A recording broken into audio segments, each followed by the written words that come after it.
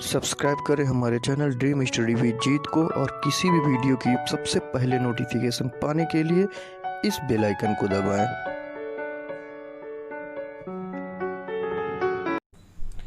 Hello friends, welcome to dream study with Jeet. आज lower PCS mains के practice set में ये हिंदी का 80 प्लस क्वेश्चंस का ये टेस्ट है।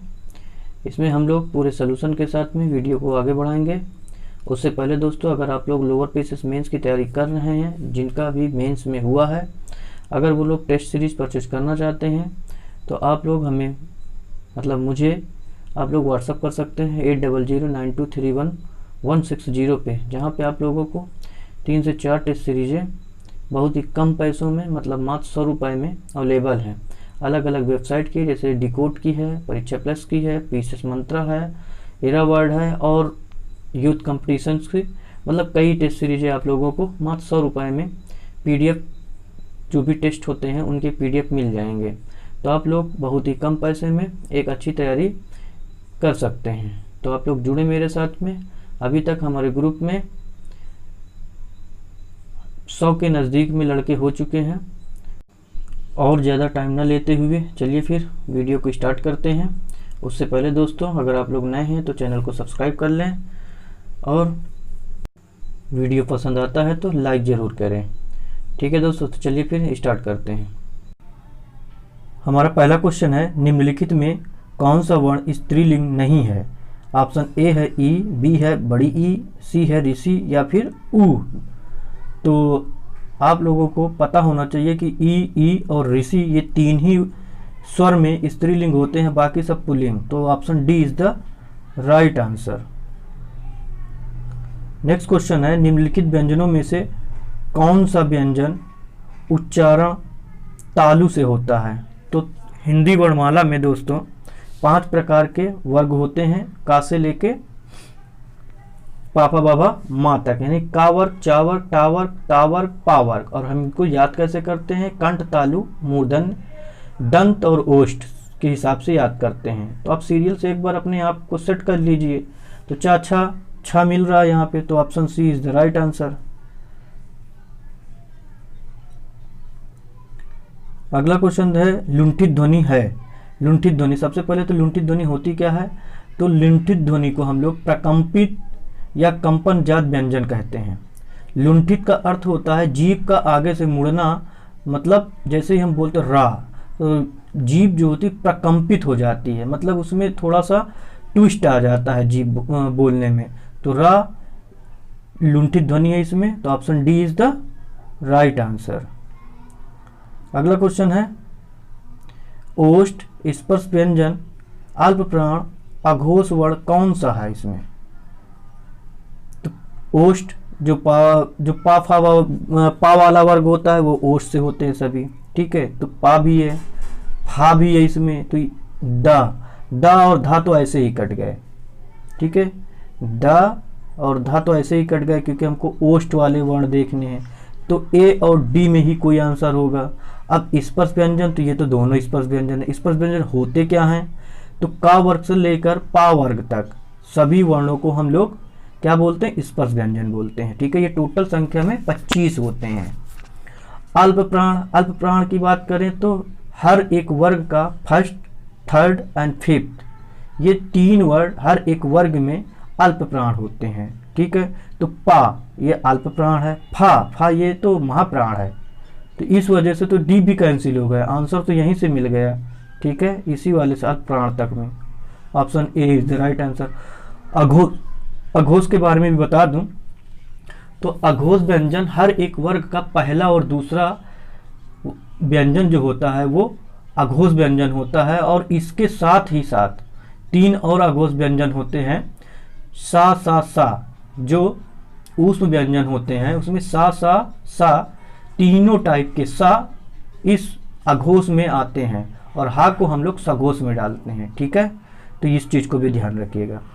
5th नंबर क्वेश्चन है, एक ही ध्वनि का द्वित हो जाने पर वह क्या कहलाती है? संपृक्त ध्वनि कहलाती है, या फिर द्वित्व ध्वनि कहलाती है, या फिर संयुक्त ध्वनि कहलाती है, या फिर युग्मक। तो इसका राइट आंसर क्या होगा दोस्तों? इसका राइट आंसर हो जाएगा दोस्तों ऑप्शन डी, युग्मक। युग्मक के बारे में आपको बताऊं तो जब किसी शब्द में एक ही ध्वनि का द्वित हो जाए तो वे ध्वनियाँ युग्मक ध्वनियाँ कहलाती हैं। अर्थात जब किसी शब्द में एक ही वर्ण दो बार, एक बार आधा और एक बार पूरा आ जाए, तो ऐसी स्थिति को वर्ण का द्वित होना कहते हैं। जैसे प्रसन्नता, ना में दो बार आया, एक बार आधा एक बार पूरा। अक्षुण, दिक्कत, आधा का एक पूरा का, मशक्कत, मन्नत, तो इस टाइप के वर्ड्स होते हैं। ठीक है, याद रखिएगा इसको। 6 नंबर क्वेश्चन है, या किस प्रकार की ध्वनि है? तालव्य है, कंठ है, दंतोष्ठ है या फिर कंठोष्ठ है? तो इसका राइट आंसर क्या हो जाएगा दोस्तों? पहली चीज तो एक चीज याद रखिएगा आप लोग कि या जो होता है वो अंतस व्यंजन के अंदर आता है। और ठीक है, तो और ये कंठ से रिलेटेड, कंठ से नहीं तालु से रिलेटेड होता है। तो या किस प्रकार की ध्वनि है? Option A is the right answer, तालव्य से। इसको याद करने का एक तरीका है, देखिए जैसे ही आप वर्ग, जो भी का वर्ग, पा वर्ग, ये सब याद कर लेते हैं स्पर्श व्यंजनों को, उसके बाद आप लोग अंतस्थ और ये अंतस व्यंजन और ऊष्म व्यंजन को भी आप एक सीरियल में रख लीजिए। देखिए ऊष्म व्यंजन को आप दूसरे कंठ को छोड़कर दूसरे लाइन से स्टार्ट करिए, दूसरे वर्ग से, काका गा गंगा चा से स्टार्ट करिए, तो वहाँ पे सीरियल से फिर इसको भी बैठा दीजिए। बस ऊपर से एक एक छट्टा हुआ नीचे तक आ जाएगा। या आ जाएगा, रा आ जाएगा, ला आ जाएगा और वाह आ जाएगा। इस तरह से आप कंटिन्यूसली याद कर सकते हैं। और ऊष्म को भी इसी तरीके से तालु से स्टार्ट करते हैं। तो आप एक अपना ट्रिक बना लीजिए याद करने का, बस उसको फिट कर दीजिए। तालु से स्टार्ट करते, कंठ से स्टार्ट नहीं करते हैं। ठीक है, तो इसका राइट आंसर ए हो जाएगा, तालव्य। अगला क्वेश्चन है 7 नंबर,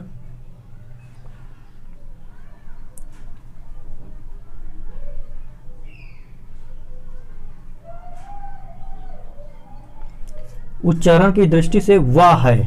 अब वाह के बारे में बताना है, तो वाह को भी आप इसी तरह के यारा लावा वाह होता है।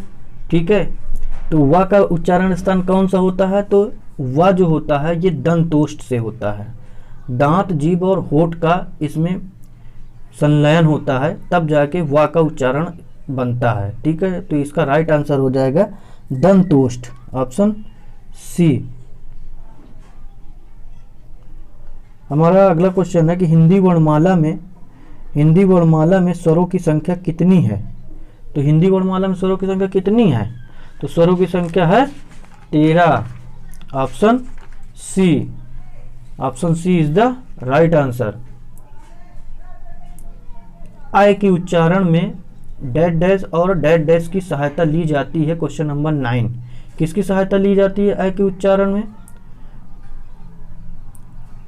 आय के उच्चारण में कंठ और तालु की सहायता ली जाती है। देखिए ए और आय ये दोनों ही कंठ तालव्य या, तो इसका राइट आंसर क्या हो जाएगा? Option B. Option B is the right answer, कंठ तालु। ठीक है, 10 नंबर क्वेश्चन देखेंगे। हमारा 10 नंबर क्वेश्चन है, चा वर्ग ध्वनियाँ किस वर्ग में आती हैं? तो ये भी आप बता सकते हैं। चा वर्ग, चा छा जा जा, यानी दूसरा है तालु है, तालब है। 10 का क्या हो जाएगा आंसर? डी। राइट आंसर क्या हो जाएगा? डी। 11 नंबर क्वेश्चन देखेंगे, वर्णमाला का कौन सा अक्षर पुल्लिंग नहीं है? पुल्लिंग नहीं है 11, ये यूपीएसआई परीक्षा 2017 में पूछा गया क्वेश्चन है, बहुत इंपॉर्टेंट क्वेश्चन है। वर्णमाला का कौन सा अक्षर पुल्लिंग नहीं है? देखिए ई तो मैंने पहले ही बता दिया है कि वो स्वर होते हैं और ये 3 स्त्रीलिंग होते हैं, ई और ऋषि। अब इनमें देखिए आप आ तो स्त्रीलिंग नहीं होता स्वर में, हमको पहले से पता है, लेकिन पा के बारे में हमको नहीं पता। चा टा और आ फिर से ये पुलिंग होता है, तो ए और सी तो ये एलिमिनेट हो गए। और ई होता है, ई तो होता है, आ पुलिंग होते हैं। और इसमें पूछा भी है कि पुलिंग नहीं है, पुलिंग नहीं है, तो इसमें ये भी पुलिंग, बाकी सब पुलिंग होते हैं, सिर्फ ये डी ई स्त्रीलिंग होते हैं। ठीक है, तो ये पुलिंग नहीं है, ये पूछा था, मैं सोचा कि स्त्रीलिंग कौन सा इसमें नहीं है, ये पूछा, इस वजह से इतना बताना पड़ा। नहीं तो ये तो सीधे सीधे बन रहा है कि मैं पहले बता चुका हूँ कि ई ऋषि 3 ही स्त्रीलिंग होते हैं। ठीक है, तो option D is the right answer. 12 number question देखेंगे, जिन वर्णों का उच्चारण स्वतंत्र होता है उसे क्या कहते हैं? सीधी सी बात है, उसको हम लोग स्वर बोलते हैं। ठीक है, आंसर इज डी। इसको टिक करेंगे और आगे बढ़ेंगे। 13 नंबर क्वेश्चन देखेंगे।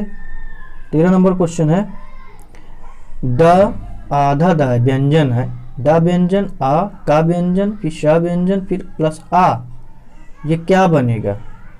क्या वो दकश बनेगा या डाक बनेगा या दक्ष बनेगा या दक्ष बनेगा? तो इसका राइट आंसर क्या हो जाएगा? इसका राइट आंसर हो जाएगा ऑप्शन डी। एक चीज आप लोग और ध्यान देने वाली बात है कि ये जब भी इस टाइप से हम लोग इसको ब्रेक करते हैं, विच्छेद करते हैं, तो जब भी कभी कभी आजकल में पेपर में ट्रेंड चल रहा है कि वर्ड दे, कुछ अक्षर दे के पूछता है कि शब्दावली पूछता है कि कौन जो है ना डिक्शनरी के हिसाब से पूछता है कौन पहले आएगा। तो हर एक वर्ड को इस तरह ब्रेक करना होता है, तभी आप हर एक वर्ड को या हर एक अक्षर को ब्रेक करोगे, तभी आप इस हिसाब से डिसाइड कर पाओगे कि शब्दावली में पहले कौन आएगा। तो इसी तरह से ब्रेक किया जाता है। ठीक है, 14 नंबर क्वेश्चन है, ढ वर्ड का उच्चारण स्थान है, ढ वर्ड का उच्चारण स्थान है, क्या ये टा वर्ग चौथा या फिर टा वर्ग दूसरा या फिर ता वर्ग चौथा या फिर टा वर्ग तीसरा? तो इसका राइट आंसर हो जाएगा ऑप्शन ए, टा वर्ग चौथा, ऑप्शन ए। 15 नंबर क्वेश्चन देखेंगे, लिपि चिन्हों के क्रमबद्ध समूह को, लिपि चिन्हों के क्रमबद्ध समूह को क्या कहते हैं? वर्ण समूह, वर्णमाला, अक्षर या वर्ण? तो क्या कहेंगे? ऑप्शन बी, लिपि चिन्हों के क्रमबद्ध समूह को ही हम लोग वर्णमाला कहते हैं। Option B is the right answer. अगला क्वेश्चन देखेंगे, 16 नंबर क्वेश्चन देखेंगे, हिंदी भाषा में ह्रस्व स्वरों की संख्या कितनी होती है? 2, 7, 11 या फिर 4? तो इसका क्या हो जाएगा राइट आंसर? इसका राइट आंसर हो जाएगा ऑप्शन डी, 4 होती है। हिंदी भाषा में ह्रस्व स्वरों की संख्या कितनी होती है? 4 होती है। ठीक है, आगे बढ़ेंगे। 17 नंबर क्वेश्चन देखेंगे,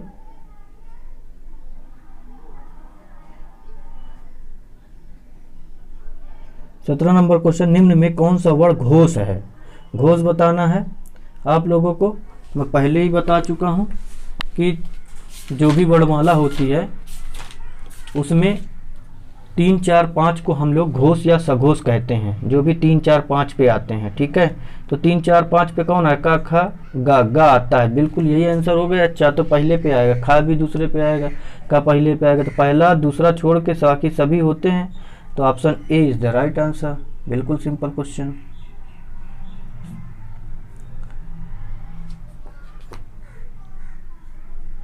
और सॉरी, मैं 26 नंबर क्वेश्चन पे पहुंच गया हूं। इससे पहले भी क्वेश्चंस थे, इससे पहले 1 मिनट थोड़ा सा वेट कर लीजिए। हम लोग 2, 3, हाँ ये है 16 के बाद हमको 17 नंबर क्वेश्चन यहाँ पे आना चाहिए था। हाँ, तो ये 17 नंबर क्वेश्चन है। ठीक है, तो 17 नंबर क्वेश्चन है कि ऐसी कौन सी मात्रा, 2 मात्राएं हैं जिनका प्रयोग तो किया जाता है, किंतु उनका समावेश स्वर में नहीं किया जाता है। प्रयोग भी करते हैं लेकिन उनका हम समावेश स्वर में नहीं करते हैं। तो फिर ए है या बी है या सी है या फिर डी है? तो इसका राइट आंसर हो जाएगा अन और आहा। ये अयोग्य वह होते हैं। तो option C is the right answer. इनका प्रयोग तो करते हैं लेकिन स्वर में हम काउंट नहीं करते हैं अन और आहा को। Option C is the right answer. अब आगे बढ़ेंगे, 18 नंबर क्वेश्चन देखेंगे। 18 नंबर क्वेश्चन, उच्चारण की दृष्टि से संबल ध्वनि का कौन सा वर्गीकरण है? संबल ध्वनि का सबसे पहले तो आप लोग संबल ध्वनि को समझ लीजिए, संबल ध्वनि होती क्या है, ठीक है। क्योंकि संबल ध्वनियों का मतलब होता है असेंबल्ड हो जाना, या दो अक्षर के बीच में असेंबल्ड हो जाना। जब एक ध्वनि दो व्यंजनों से संयुक्त हो जाए तो वे ध्वनियाँ संपृक्त ध्वनियाँ कहलाती हैं, और ये संपृक्त ध्वनियों के ही उदाहरण होते हैं। संबल, कंबल, बंदर। कंबल, संबल में क्या है, सा और बा के मध्य में मा ध्वनि संयुक्त हुई है। कंबल के मध्य में का और बा के मध्य में मा ध्वनि संयुक्त हुई है। तो इस तरह से आप याद रख सकते हैं संपृक्त ध्वनियाँ। Option D is the right answer. 19 number question देखेंगे। 19 नंबर क्वेश्चन है कि किस स्वर के उच्चारण में दीर्घ स्वर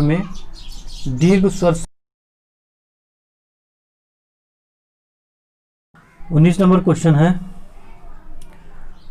क्वेश्चन है किस स्वर के उच्चारण में दीर्घ स्वर से भी अधिक का समय लगता है?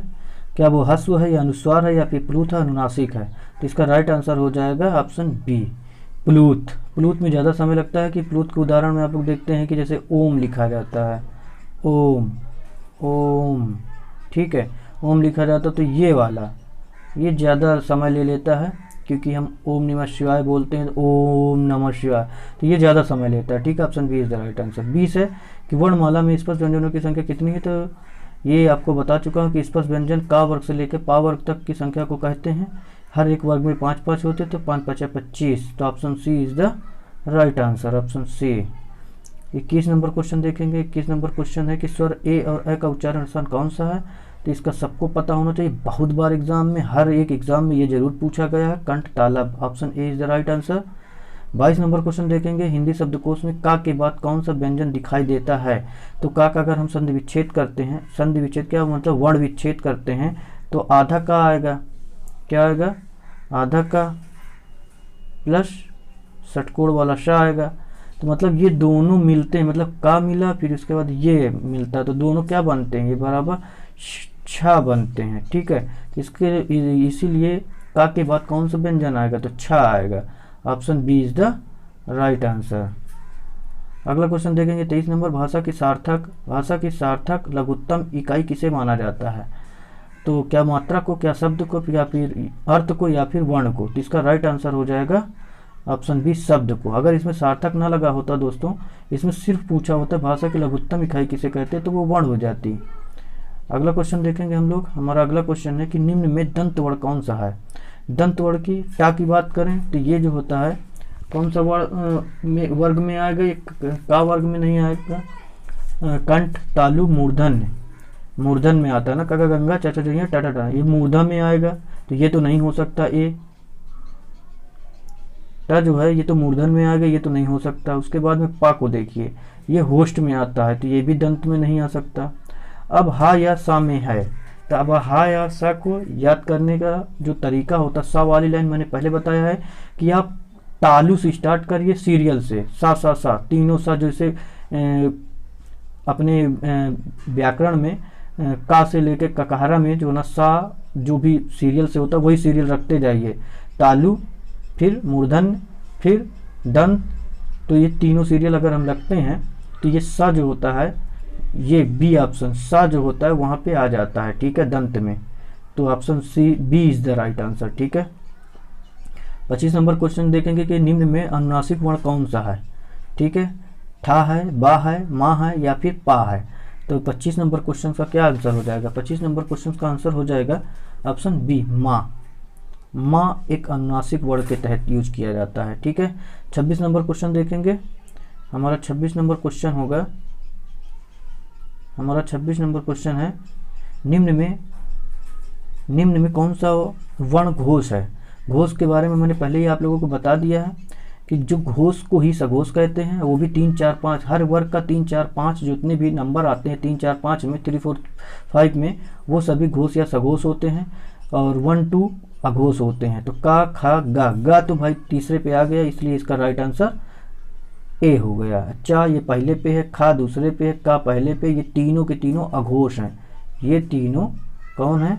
अघोष, ठीक है।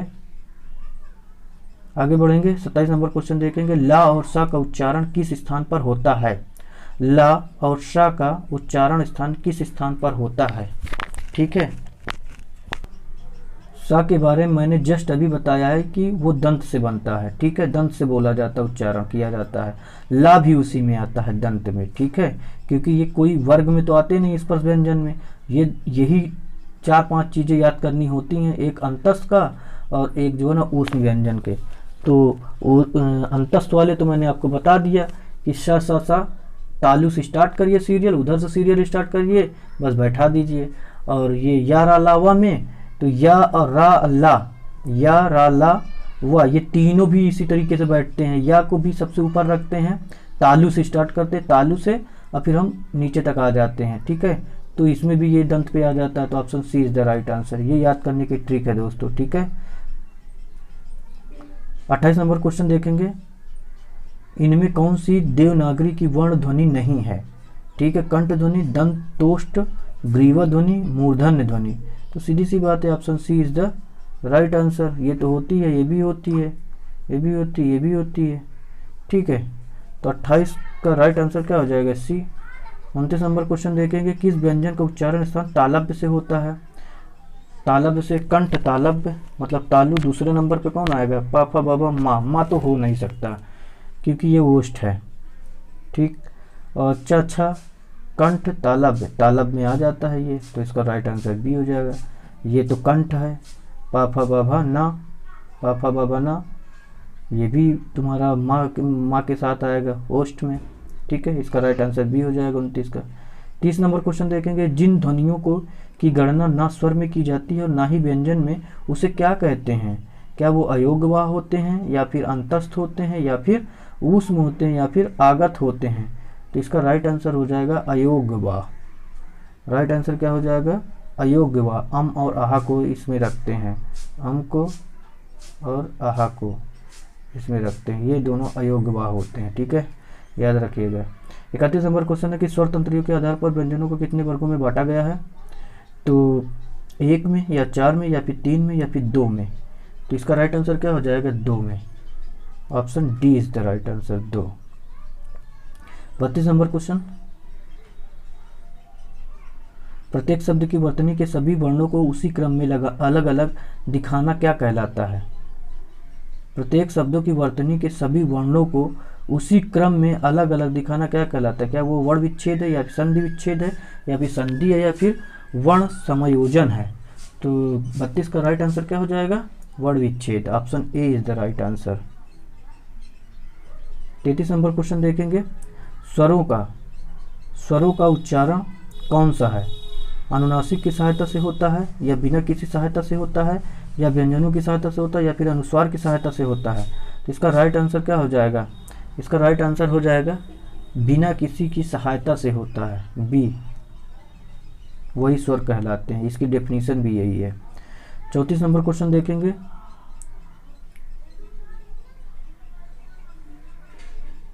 निम्न में कौन सा शब्द स्वर का वर्गीकरण नहीं है। स्वर का वर्गीकरण नहीं है, ह्रस्व नहीं है, द्वित नहीं है, प्लुत नहीं है, संयुक्त नहीं है। तो इसका राइट आंसर क्या हो जाएगा, इसका राइट आंसर हो जाएगा ऑप्शन बी, द्वित। द्वित जो भी शब्द होगा वो स्वर का वर्गीकरण नहीं होता है। इसका राइट आंसर है ऑप्शन बी। अगला क्वेश्चन देखेंगे 35 नंबर,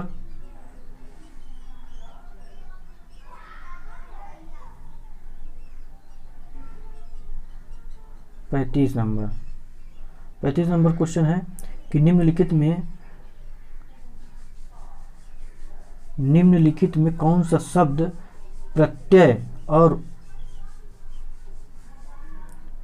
नहीं है। निम्न में से कौन सा शब्द, माफ कीजिए थोड़ा सा ब्लड है। निम्नलिखित में से कौन सा शब्द प्रयत्न और उच्चारण के आधार पर व्यंजन का वर्गीकरण नहीं है। प्रयत्न और उच्चारण के आधार पर व्यंजन का वर्गीकरण नहीं है। ठीक है, तो इसका राइट आंसर क्या हो जाएगा, ऊष्म, उच्छिप्त, पार्श्विक, या फिर सघोष। तो इसका राइट आंसर क्या हो जाएगा, राइट आंसर इसका हो जाएगा ऑप्शन डी, सघोष। ठीक है, 36 नंबर क्वेश्चन देखेंगे, जिन स्वरों के उच्चारण में 2 मात्रा का समय लगता है। या ह्रस्व से दोगुना समय लगता है, उनको क्या कहते हैं? लघु स्वर, मूल स्वर, गुरु स्वर या फिर प्लूत स्वर। तो इसका राइट आंसर हो जाएगा ऑप्शन डी, गुरु स्वर कहते हैं उनको। क्या कहते हैं? गुरु स्वर। ऑप्शन डी, 36 का डी आंसर हो जाएगा।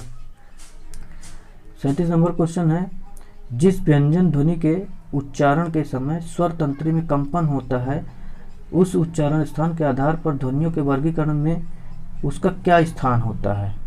क्या वो वर्तस्य हैं या फिर काकल्य हैं या फिर कंठ या फिर मूर्धन्य? तो इसका राइट आंसर हो जाएगा दोस्तों काकल्य कहते हैं, बी।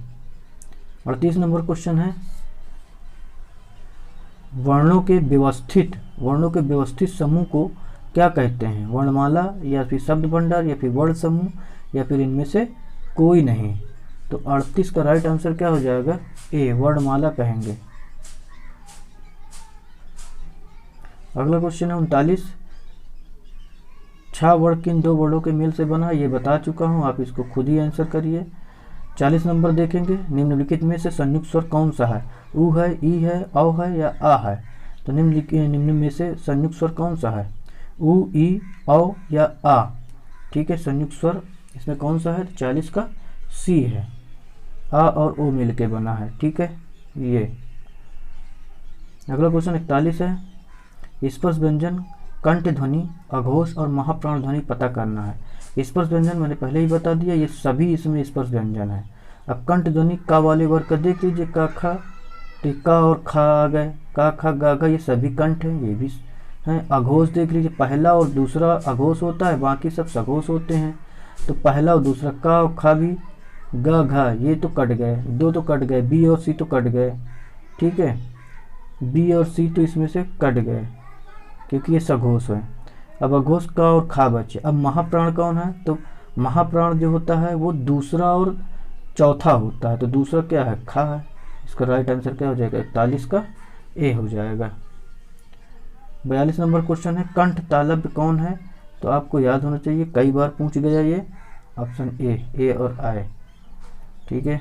43 नंबर है, सभी महाप्राण वर्णों वाला वर्ग है। सभी महाप्राण, दो और चौथा देख लीजिए, जैसे इसमें देखिए ए में तो धा, ता था दा धा, तो ये ता था दा धा, हाँ चौथा तो है। चा को देखिए, का चा पहला है,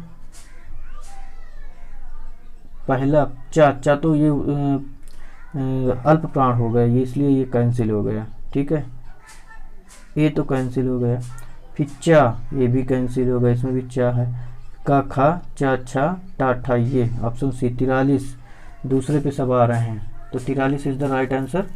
क्या हो जाएगा 43 का? सी। 44 नंबर क्वेश्चन देखेंगे, जब एक ध्वनि का द्वित हो जाए तब वह क्या कहलाता है? युग्मक ध्वनि, संयुक्त ध्वनि, संपृक्त ध्वनियाँ, पारस्परिक ध्वनियाँ। तो उसको हम लोग क्या कहते हैं? इसको भी मैं डायरेक्ट बता चुका हूँ आपको कि उसको हम लोग युग्मक ध्वनि कहते हैं। ठीक है, संबल। ठीक है, एग्जाम्पल था संबल। दंतोष्ठ ध्वनि कौन सी है? दंतोष्ठ ध्वनि कौन सी है आपको ये बताना है। ठीक है, तो इसका राइट आंसर क्या हो जाएगा? ऑप्शन बी, ये दंतोष्ठ ध्वनि है। 46 नंबर क्वेश्चन देखेंगे, सभी स्पर्श व्यंजन कौन से वर्ग में हैं? सभी स्पर्श व्यंजन कौन से वर्ग में है? का। तो आप इसमें देखेंगे कि का चा पा दा, ये चारों के चारों जो है ना स्पर्श व्यंजन में आते हैं। तो इसका राइट आंसर क्या हो जाएगा? Option A. अब आप बी को भी देख लीजिए, तो इसमें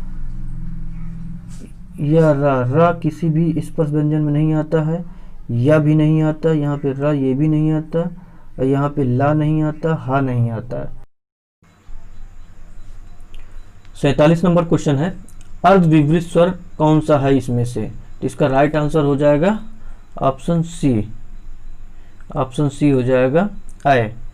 और इसको अगर आप लोगों को समझना है तो आप लोगों को 3-4 टर्मिनोलॉजी जो शब्दावली होती है उनको समझना होगा। जैसे समृद्ध स्वर को समझना होगा, अर्ध समृद्ध स्वर को समझना होगा, विवृत स्वर को समझना होगा और अर्धविवृत स्वर को समझना होगा, तब जाके आप लोगों को ये याद होगा। अगर हम समृद्ध स्वर की बात करें तो छोटी ई, ये ई, बड़ी ई, ऊ, बड़ा ऊ। तो ये सब किस में आते हैं? ये सब समृद्ध स्वर में आते हैं। इसकी डेफिनेशन होती है, इसके उच्चारण में कम मुख खुलता है, मतलब जिन स्वरों के उच्चारण में कम मुख खुले वो सब समृद्ध स्वर होते हैं। Number 1 point. दूसरे पे अगर हम बात करें अर्ध समृद्ध स्वर की, तो ए आएगा उसमें और ओ आता है, ये 2 आते हैं इसमें क्या होता है, इसके उच्चारण में समृद्ध से थोड़ा सा अधिक मुख खुलता है, तो उनको हम अर्ध समृद्ध कहते हैं। ठीक है, इसको भी नोट कर लीजिए। तीसरे नंबर पे आता है विवृत स्वर।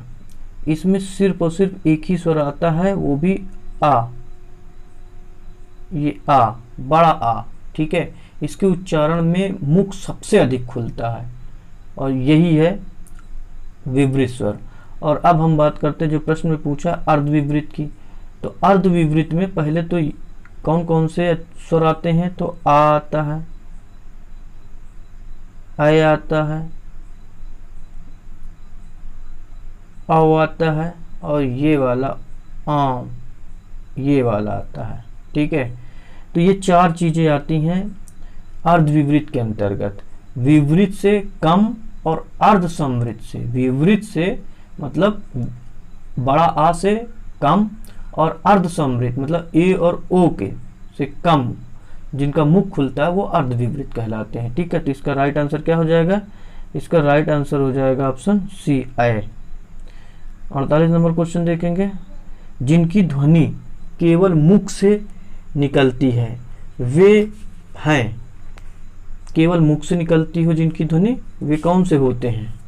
ठीक है, तो क्या वो वृत्ताकार स्वर होंगे, निर्नुनासिक होंगे, अनुनासिक स्वर होंगे या फिर समृद्ध स्वर होंगे? तो 48 का राइट आंसर क्या हो जाएगा? ऑप्शन बी हो जाएगा, निर्नुनासिक स्वर कहते हैं उनको। 49 नंबर क्वेश्चन देखेंगे। अंतस्थ और ऊष्म वर्ण कितने हैं? देखिए दोनों में 4-4 होते हैं, तो सीधा सा 8 हो जाएगा। Option C is the right answer. अब अंतस्थ व्यंजन कौन होते हैं? तो या, रा, ला, वा होते हैं। ऊष्म व्यंजन की बात करें तो सा, सा, सा, हा होते हैं। 50 नंबर क्वेश्चन। 50 नंबर क्वेश्चन देखेंगे। रा का विवरण है, मतलब रा कहाँ पे आता है? तो क्या वो ए में आएगा, बी में आएगा, सी में आएगा, डी में आएगा? तो रा के बारे में हमको सबसे ज़्यादा जो याद होने वाला पॉइंट है वो है हमको ये लुंठित व्यंजन में आता है, जो कि लुंठित और किसी में नहीं है, इसलिए हम सीधा से इसका राइट आंसर ए को मान लेते हैं। तो इसका राइट आंसर क्या हो जाएगा? ऑप्शन ए, क्योंकि रा एक लुंठित प्रकंपित व्यंजन है। ठीक है, तो ये वत्स भी है, लुंठित भी है, सघोष भी है, ठीक है, और अल्प प्राण भी है, तो इसका राइट आंसर ये हो जाएगा। अब हम बात करेंगे, अब आगे के सारे क्वेश्चन हम लोग अर्धविराम से मतलब विराम चिन्हों से संबंधित होंगे, उन क्वेश्चंस को देखेंगे। इनमें पहला क्वेश्चन है अर्धविराम का चिन्ह कौन सा माना जाता है? तो अर्धविराम में एक डॉट होता है और उसके नीचे ही कामा टाइप का बना होता है, तो option B is the right answer. Second number question देखेंगे। हमारा सेकंड नंबर क्वेश्चन है विराम चिन्ह के प्रयोग की दृष्टि से निम्नलिखित में से कौन सा वाक्य सही नहीं है? ऑप्शन ए है वह दूर से बहुत दूर से आ रहा है, इसमें मुझे त्रुटि नज़र आ रही है। वह दूर से बहुत दूर से, इसमें कामा नहीं लगना चाहिए था, वह दूर से, या फिर इसमें यूज ही नहीं करना चाहिए, वह बहुत दूर से आ रहा है, सीधा सीधा लिखना चाहिए। और ये ए में कन्फ्यूज़न है। बी को देखते हैं। सुनो सुनो वह गा रही है, तो सुनो सुनो में ये वाला कामा भी यूज होता है और डैश वाला कामा भी यूज होता है, इसलिए ये भी सही है, ये सही है। नहीं नहीं ऐसा, ये भी सही है, क्योंकि नहीं नहीं 2 तरीके से लिखा जाता है, एक तो ऐसे नहीं नहीं, ये भी सही होता है, ये भी सही होता है, तो ये भी सही है। क्रोध पे रुकना होता है तो कामा लगाएंगे, चाहे जैसा भी हो मनुष्य को दुर्बल बनाता है क्रोध, ये भी सही है। इसका मतलब ऑप्शन ए इज रॉन्ग, तो इसका राइट आंसर क्या हो जाएगा? Option A. अगला क्वेश्चन है हमारा हंस पद।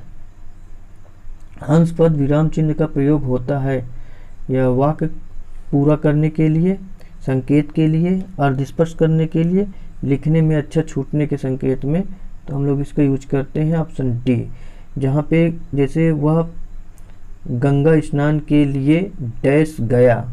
अब ये बीच में छूट गया, अब बीच में छूट गया है तो प्रयागराज गया, तो उस पर हम ये वाला साइन बना के उसके ऊपर हम प्रयागराज लिख सकते हैं, ठीक है। तो इसलिए option D is the right answer. 4th number question है, लेन देन, विरह मिलन, जड़ चेतन आदि शब्द युग्मों में के बीच किस विराम चिन्ह का प्रयोग करते हैं। लेन देन, विरह मिलन और जड़ चेतन में हम किस चिन्ह का प्रयोग करते हैं, तो ये हम लोग योजक चिन्ह का प्रयोग करते हैं, डैश, ठीक है। Option B is the right answer. 5th number question देखेंगे, दो विपरीत शब्दों के बीच कौन सा विराम चिन्ह लगता है। जैसे राजा रंक, तो हम उसके बीच में भी डैश ही लगाते हैं, ठीक है। राजा रंक हो गया, ठीक है, और राजा प्रजा हो गया, ठीक है। तो हम इस सब चीज़ों में जो ना डैश का प्रयोग ही करते हैं, तो योजक चिन्ह इसको बोलते हैं हिंदी में। Option C is the right answer, ठीक है।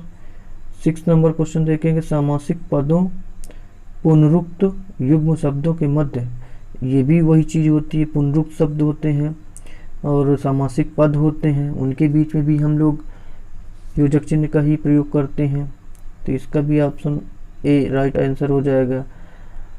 आगे देखेंगे 7 नंबर क्वेश्चन, किसी की कही हुई बात को स्पष्ट करने के लिए वाक्य के अंत में किस चिन्ह का उपयोग किया जाता है। तो किस चीज़ का हम किस विराम चिन्ह का प्रयोग करते हैं, तो विवरण चिन्ह देते हैं, ठीक है। और विवरण चिन्ह का साइन कैसा होता है, तो विवरण चिन्ह का साइन ऐसे होता है, ये वाला। जैसे कोई भी चीज़ हम लिखते हैं यहाँ पे कि वचन के दो भेद होते हैं, तो दो भेद के बाद हम वचन के दो भेद होते हैं, तो यहाँ पे वचन, और इस तरह से करके हम आगे लिखना स्टार्ट कर देते हैं, ठीक है। सर्वनाम के 6 भेद होते हैं, डॉट लगा के एक योजक चिन्ह देते हैं, तो ये वाला चिन्ह को हम लोग विवरण चिन्ह कहते हैं। विवरण चिन्ह एक्चुअली विवरण चिन्ह का प्रयोग जो होता है वाक्यांश में जानकारी, सूचना या निर्देश आदि को दर्शाने के लिए हम लोग किया करते हैं, ठीक है। 8 नंबर क्वेश्चन देखेंगे, किसी अक्षर या शब्द पर विशेष बल देने के लिए किसका प्रयोग करते हैं, विशेष बल देने के लिए किस चिन्ह का प्रयोग किया जाता है। तो हम लोग किसी क्या चीज़ है, एक मिनट, किसी अक्षर या शब्द पर विशेष बल देने के लिए हम किस चिन्ह का प्रयोग करते हैं, हम किस चिन्ह का प्रयोग करेंगे, तो क्या वो विस्मरण होगा या विवरण चिन्ह होगा या इकहारा उद्धरण होगा या दोहरा उद्धरण होगा, ठीक है। तो इसका राइट आंसर क्या हो जाएगा, 8वें का राइट आंसर क्या हो जाएगा,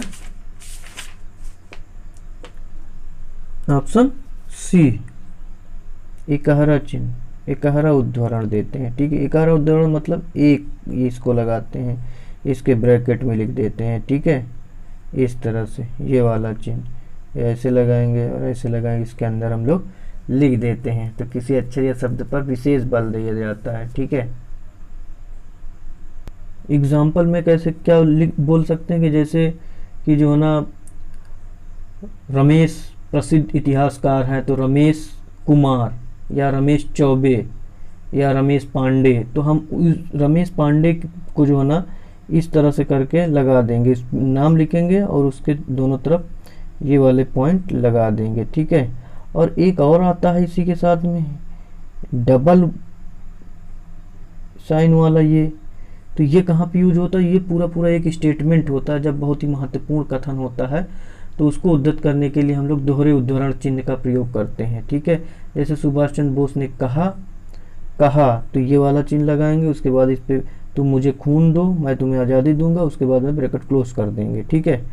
ये पॉइंट ये इसको डबल उद्धरण चिन्ह कहते हैं, ठीक है। 9 नंबर क्वेश्चन देखते हैं, आइए। निम्न में प्रश्नवाचक चिन्ह कौन सा है, तो option D is the right answer. 10 number question है, माता पिता दोनों प्रसन्न थे, इस वाक्य में पिता के मध्य कौन सा विराम चिन्ह लगेगा, माता पिता दोनों प्रसन्न थे, ठीक है। तो 10 नंबर क्वेश्चन योजक चिन्ह लगेगा, निर्देशक लगेगा या अल्प लगेगा, माता पिता। 10 नंबर क्वेश्चन में कौन सा आएगा? ठीक है, तो 10 नंबर क्वेश्चन पे आ जाएगा आपका योजक चिन्ह आ जाएगा। ठीक है, इसका राइट आंसर ऑप्शन ए हो जाएगा। 11 नंबर क्वेश्चन देखेंगे। उसने मुझसे कहा मैंने आज एक मशीन खरीदी है, यहाँ पे थोड़ा से छूट गया है, खरीदी है। उक्त वार्तालाप में किस विराम चिन्ह की का ये त्रुटि है? ठीक है, तो 11 नंबर क्वेश्चन में उसने मुझसे कहा, तो कहा पे जो है ना आपको याद होना चाहिए, कहा पे ये वाला साइन आना चाहिए था, तो option A is the right answer, इसी की त्रुटि है। मुझे बाहर जाना है, रेखांकित चिन्ह को पहचानिए। मुझे बाहर जाना है, ये पूर्ण विराम का चिन्ह है, बस इसका राइट आंसर ऑप्शन बी हो जाएगा। 13 नंबर क्वेश्चन देखेंगे। किसी पद, उपवाक आदि की विशेषता दिखाने के लिए शब्द के नीचे एक रेखा खींचते हैं, उसे क्या कहते हैं? उसको अधोरेखा कहते हैं। Option C is the right answer. ठीक है, जैसे ये उपवाक के है तो इस पे हम खींच दें डैश नीचे से, तो इसको हम क्या कहते हैं? अधोरेखा कहते हैं। ठीक है, 14 नंबर क्वेश्चन है। संज्ञा की द्विरुक्ति हो तो उनके बीच कौन सा चिन्ह आएगा? तो वही योजक चिन्ह आएगा। ठीक है, option D is the right answer, योजक चिन्ह। 15 नंबर क्वेश्चन देखेंगे। निम्नलिखित में निर्देशक चिन्ह कौन सा है? तो निर्देशक चिन्ह बिल्कुल योजक चिन्ह के जैसे होता है, बट उससे थोड़ा बड़ा होता है, तो option A is the right answer. 16 number है। अल्प विराम का चिन्ह कौन सा है इसमें? तो अल्प विराम ये है। ठीक है, और ये सबसे ज़्यादा पूरे हिंदी भाषा में सबसे ज़्यादा इसी चिन्ह का यूज किया जाता है। और उसके बाद में 16 हो गया। 17 नंबर क्वेश्चन देखिए आप।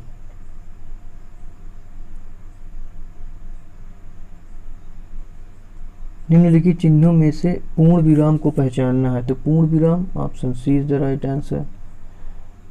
18 नंबर क्वेश्चन है। डैश डैश रेखांकित चिन्ह, मतलब ये वाला, ये जो ऐसे लिखा होता है किसी शब्द के पहले या बाद में, तो इस रेखांकित चिन्ह को कौन सा रेखांकित चिन्ह है? ये क्या समाप्ति सूचक चिन्ह है, या फिर लोप सूचक, या फिर टीका सूचक, या फिर स्थान सूचक? तो ये क्या है? ये लोप सूचक चिन्ह होते हैं। 18 का बी राइट आंसर हो जाएगा। ठीक है, ये लोप चिन्ह होते हैं। 19 नंबर है। दो समानार्थी शब्दों की पुनरुक्ति के बीच में किस विराम चिन्ह का प्रयोग करते हैं? ये फिर से वही है, ऑप्शन ए योजक चिन्ह का। 20 है। निम्न में से कौन सा विराम चिन्ह का प्रकार नहीं है? विराम चिन्ह का प्रकार नहीं है। उपदेशक, निर्देशक होता है, विवरण भी होता है, लाघव भी होता है, लेकिन उपदेशक नहीं होता, तो इसका राइट आंसर ऑप्शन ए हो जाएगा। ठीक है, हंसपद। हंसपद विराम चिन्ह का प्रयोग होता है, कहाँ पे होता है हंसपद विराम चिन्ह का प्रयोग? तो इसका प्रयोग होता है ऑप्शन डी, लिखने में अच्छा छूटने का संकेत देने के लिए हंसपद का यूज करते हैं, मतलब यही त्रुटि वाला। ठीक है, 22 नंबर क्वेश्चन है। ये ब्रैकेट किस विराम चिन्ह का द्योतक होता है? विवरण चिन्ह का, पुनरुक्त चिन्ह का, कोष्टक चिन्ह का? सीधा सीधा ये कोष्टक होता है, ऑप्शन सी। ये इक्वल का चिन्ह होता है, तुल्यता सूचक होता है। महत्वपूर्ण कथन को उद्धृत करने में किन विराम चिन्हों का प्रयोग किया जाता है? महत्वपूर्ण कथनों के, देखो जब हम किसी एक नाम, पर्टिकुलर नाम को हम ज़्यादा महत्व देते हैं तो हम उस पर एकहरा उद्धरण चिन्ह का प्रयोग करते हैं, यहाँ पे दोहरा। ठीक है, तो ये कथन की बात कर रहा, दोहरा। Option A is the right answer. ठीक है, अगला क्वेश्चन है हमारा 25 नंबर। पढ़ने में ठहरने के लिए जिन चिन्हों का प्रयोग किया जाता है उन्हें क्या कहते हैं? उपसर्ग, प्रत्यय, संधि या विराम चिन्ह? ठीक है, तो हम उनको क्या कहते हैं? विराम चिन्ह कहते हैं। ठहराव ही तो होता है विराम चिन्ह।